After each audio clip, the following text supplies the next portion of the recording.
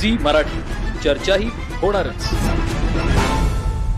तारदाळ ग्रामपंचायतीची ग्रामसभा सरपंच पल्लवी पवार यांच्या अध्यक्षतेखाली खेळीमेळीच्या वातावरणात शांततेत पार पडली।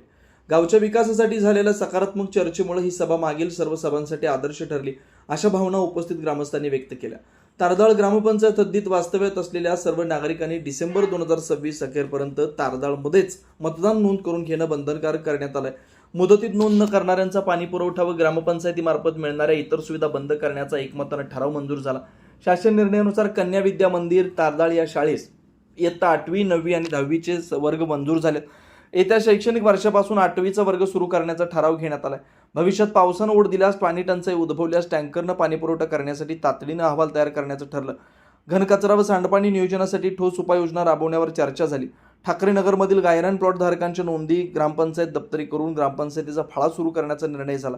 यापुढे प्रोसेस व सायझिंग धारकांना बांधकाम किंवा उद्योग परवाने न देण्याचा ठराव मंजूर झाला। गावातील मुख्य बस स्टॉप सुसज्ज करण्यासाठी येथील दुकानं हलवून जागा खुली करण्यावर चर्चा झाली। प्रत्यक्ष पाहणी करून 4 दिवसात दुकान हलवण्याची ग्वाही ग्रामपंचायत प्रशासनानं उपस्थितांना दिली। सरपंच पल्लवी पवार म्हणाल्या, ग्रामसभा म्हणजे केवळ एकमेकांवर टीका करण्याचं माध्यम नाही, गावाच्या विकासासाठी एकत्र येण्याची संधी आहे। आजच्या सभेत सर्वांनी सकारात्मक चर्चा करून गावहिताचे निर्णय घेतले, ही बाब कौतुकास्पद आहे। ग्रामस्थांनी समाधान व्यक्त करत सांगितलं की प्रत्येक ग्रामसभेत केवळ वाद न होता विकासाच्या दृष्टीने चर्चा झाल्यास गावाचा कायापालट होऊ शकतो। आजची ग्रामसभा त्याचं उत्तम उदाहरण ठरली आहे। सी मराठीसाठी तारदाळहून प्रमोद परेड।